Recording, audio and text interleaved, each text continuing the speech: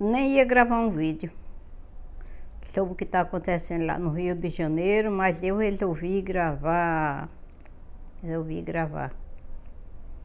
Aí alguém vai dizer, mas Rosa, você não entende nada sobre isso que está acontecendo no Rio.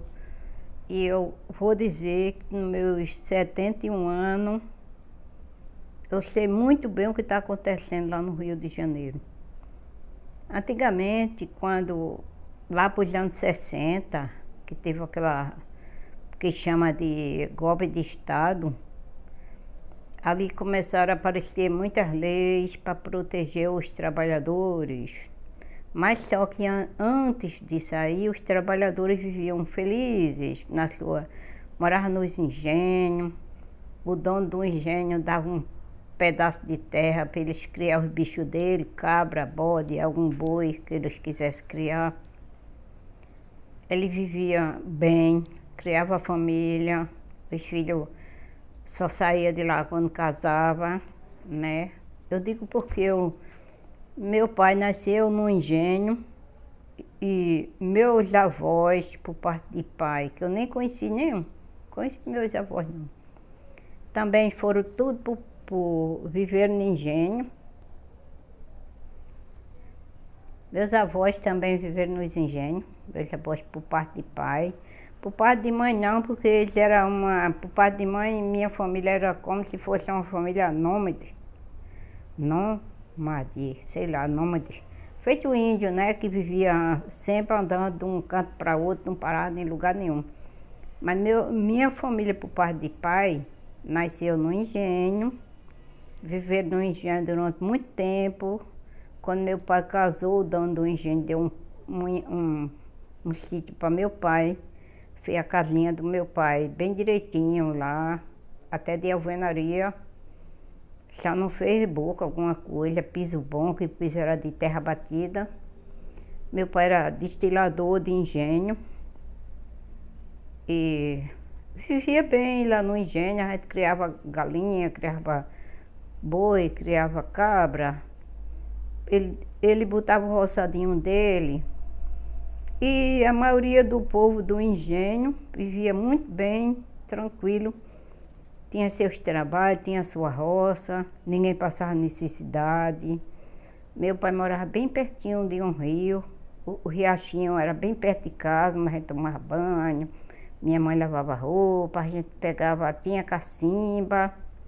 Quem não souber o que é cacimba, vai lá no YouTube, vai pesquisar lá no GPT, sei lá como é o nome dessa derrota. Vai procurar, vai pesquisar que vocês vão achar, né, gente?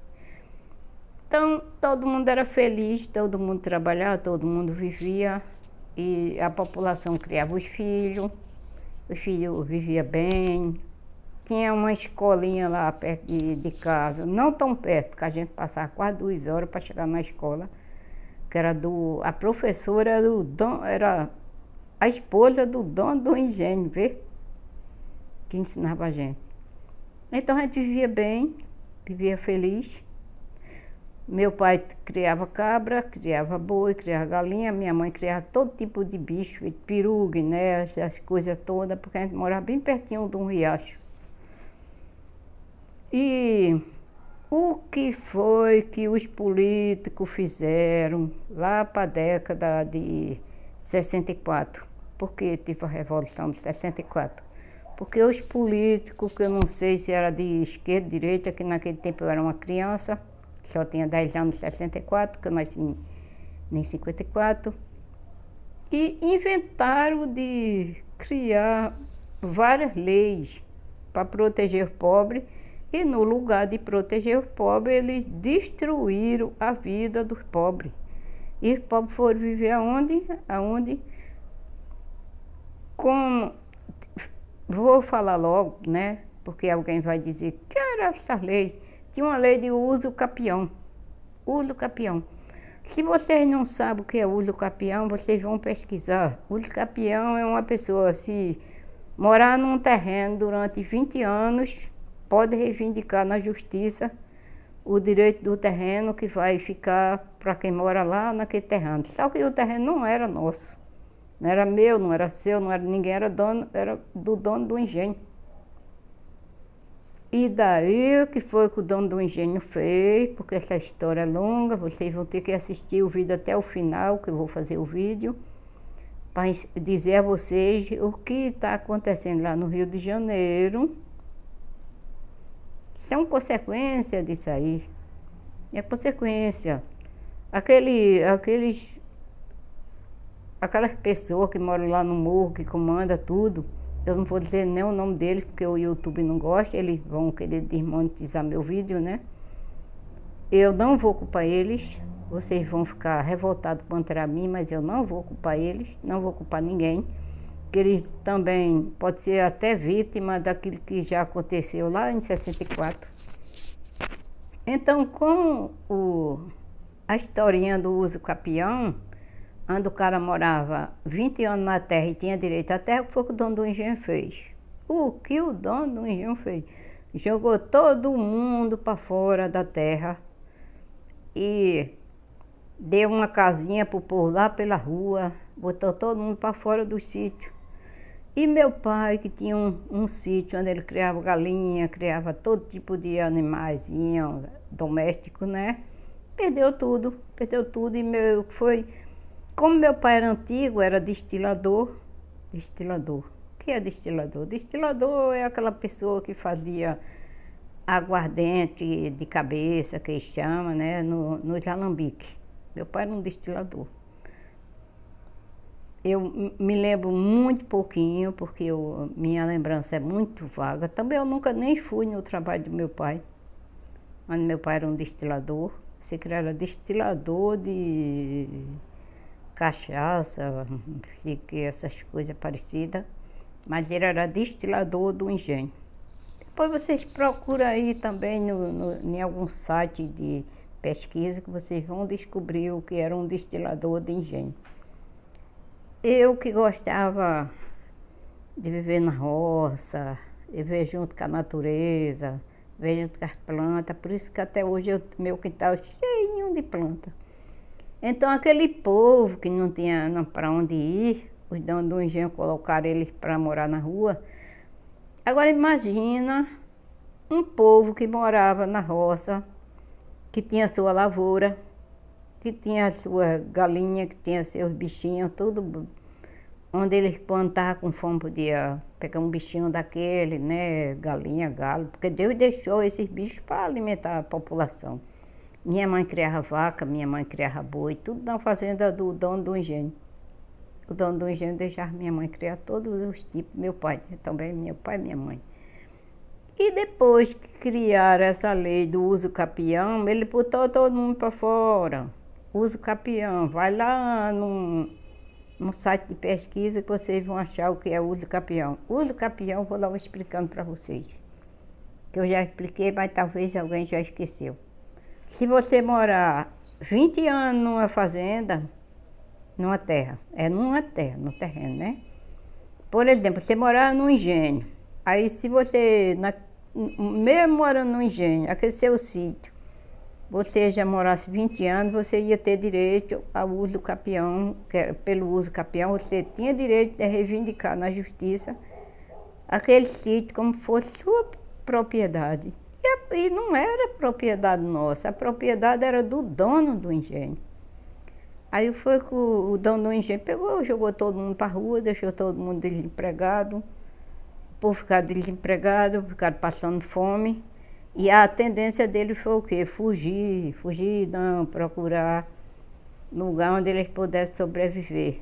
E foram-se embora grande parte daquele jovem que está completando 18, 19, 20 anos. Foram-se embora tudo procurar emprego no Rio de Janeiro, em São Paulo, e nas grandes cidades. Então, aquelas grandes cidades, ele chegava lá, não tinha condições de pagar um aluguel, não tinha condições de moradia boa, não tinha condições de nada. E foram o quê? Morar nas favelas, alugar um barraquinho de lá, morar nas favelas. Os filhos ficavam passando fome, passando necessidade. E aquela vida boa que eles tinham lá no interior, onde eles podiam criar um bichinho, criar uma galinha, criar um galo, criar algum animalzinho, né, onde eles pudessem sobreviver, tudo foi destruído. Então eu quero dizer para esses políticos de esquerda, para essas esquerdas, Jesus Cristo. Mas olha, você fala tanto do pessoal da esquerda. Nunca gostei do povo da esquerda. Depois que eu fui me entendendo de gente, porque na época eu só tinha 10 anos, né? Mas depois que eu fui me entendendo de gente, eu fui descobrindo que cada lei que ele fazia, que era pensando que estava ajudando o trabalhador, ele estava era destruindo o trabalhador. E os trabalhadores perderam seu emprego, perderam sua privacidade, onde viviam no seu estinho, perderam tudo e foram morar na cidade. As cidades ficaram inchadas, a população foi crescendo e o povo foram se destruindo nessa vida que hoje em dia vocês estão vendo o que está acontecendo lá no Rio de Janeiro, né? Eu culpo aqueles homens que vinham com fuzil, com arma, né? Que eu não quero nem dizer o nome, porque o YouTube também não gosta. Culpo não. Eu culpo os políticos. Os políticos, quando eles ficam inventando meio mundo de lei para ajudar o trabalhador e ser a favor dos donos das fazendas, das propriedades, disso, daquilo, eles não estão ajudando o trabalhador.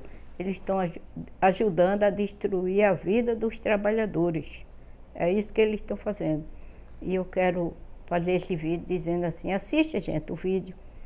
Eu estou falando isso porque eu tenho meu Deus, todo vídeo meu dele, 71 anos.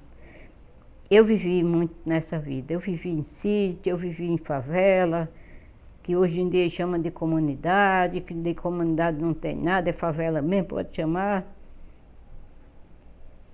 Eu agora moro numa vilazinha de Coab, né? Minha vila que eu moro é muito melhor. Moro aqui em Pernambuco, num lugar onde eu não posso reclamar de segurança. Não posso. Todos os dias eu saio de casa, ando no meu bairro todinho, levo meu celular para gravar minhas plantas, para gravar minhas coisas.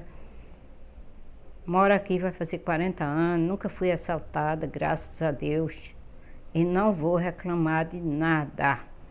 Então eu digo, a culpa não são desses homens que vivem armados, a culpa são dos políticos.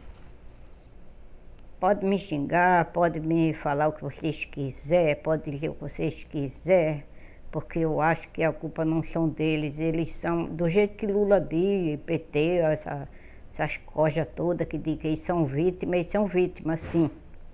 Porque eles podiam estar bem melhor, viver a vidinha deles lá se a vida deles ainda estivesse lá na roça, cuidando da família dele. Eu duvido que eles estão nessa vida. Principalmente os que fazem parte do grupo menor, tá? Dizendo tchau para todo mundo e assiste o vídeo, assista, não fica com historinha, dizer, eu assisti até o final. Assiste até o fim.